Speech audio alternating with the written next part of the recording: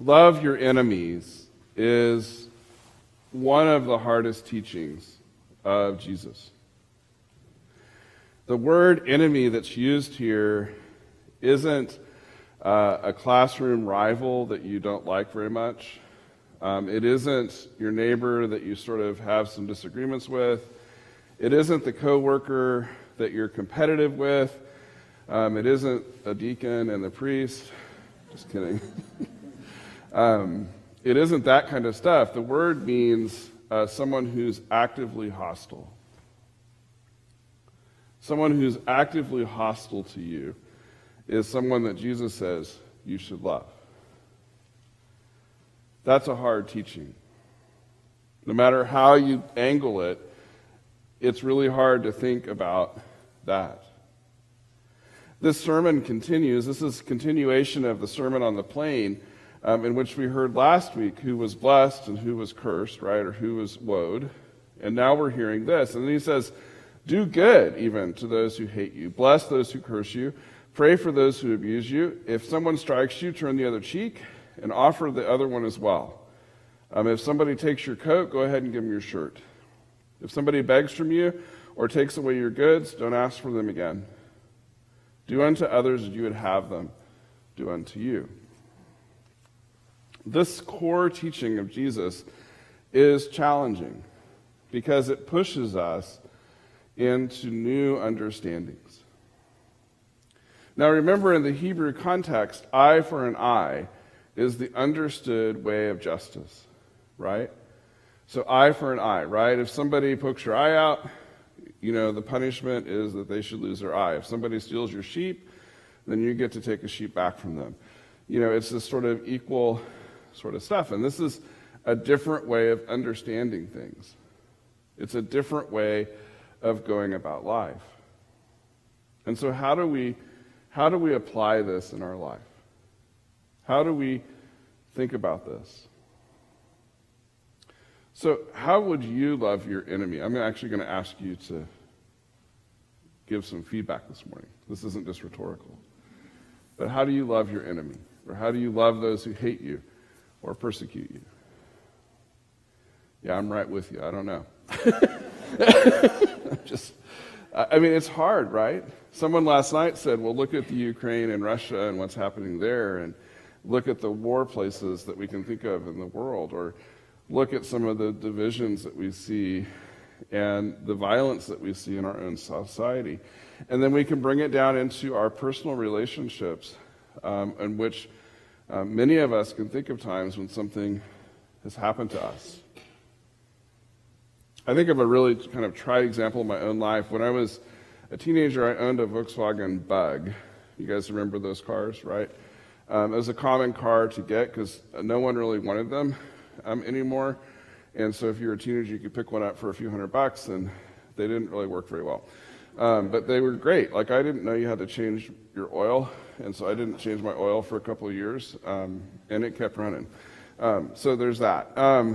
So I had a Volkswagen, and I had an AM radio station radio. For those of you in the modern world, that's an antiquated technology. We used to have broadcasted things, and you turn this little dial, and yeah, nothing like what you have now. So I had an AM radio with a single speaker, and so I really, I had to up my sound game. And so I bought a Pioneer radio. A friend of mine helped me kind of put it in, and I needed to put speakers in. And so a friend of mine had Blaupunk speakers for sale. So if you don't know anything about that, that was the thing to have in a car in 1983. And so I bought the Blaupunk speakers from this guy for $50 or something like that. And then my friend and I, he thought he was an engineer. He just had taken like one class in physics in high school. We built a board, and we put the speakers in, and we made a subwoofer. This is before subwoofers existed. And we mounted it in the back behind the back seat. We ran the wires. This is pretty sweet. I was cruising down in my little Volkswagen, and you could hear the bass. It was pretty awesome. Except for I didn't listen to that kind of music. I listened to heavy metal. So it's a whole other conversation.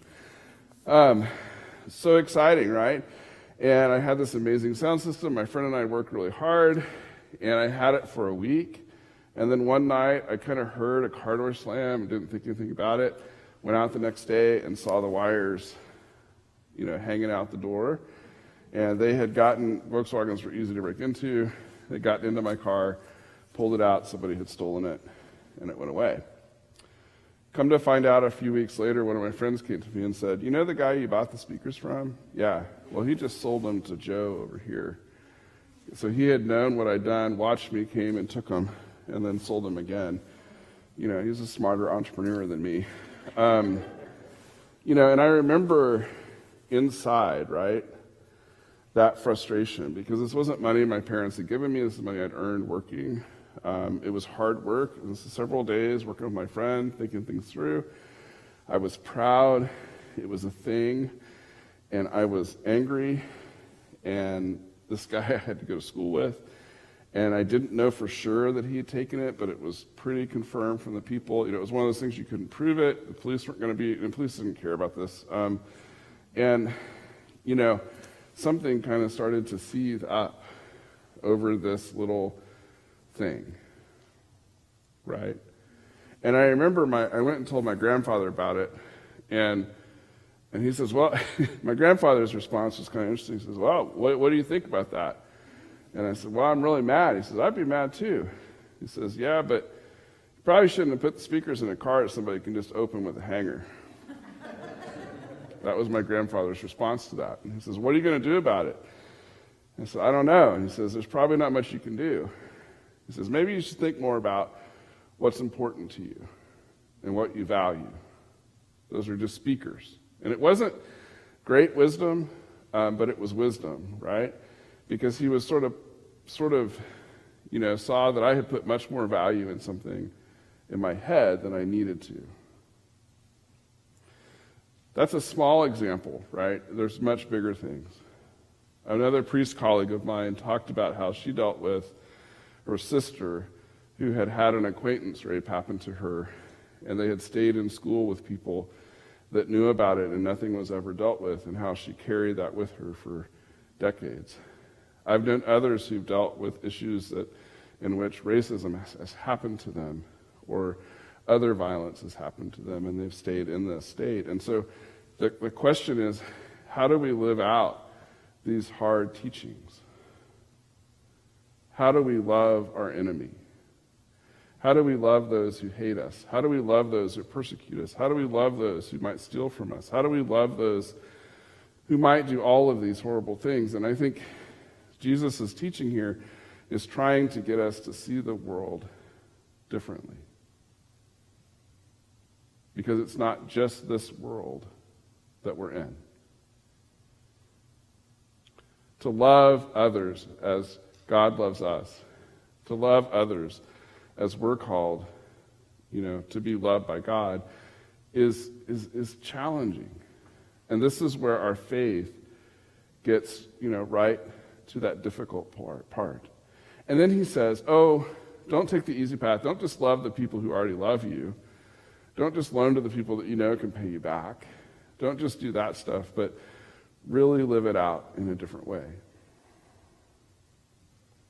When I come to this, I think of people like Martin Luther King or Archbishop Desmond Tutu or Rosa Parks or any number of other people who have found a path and a way to love others who do these very things.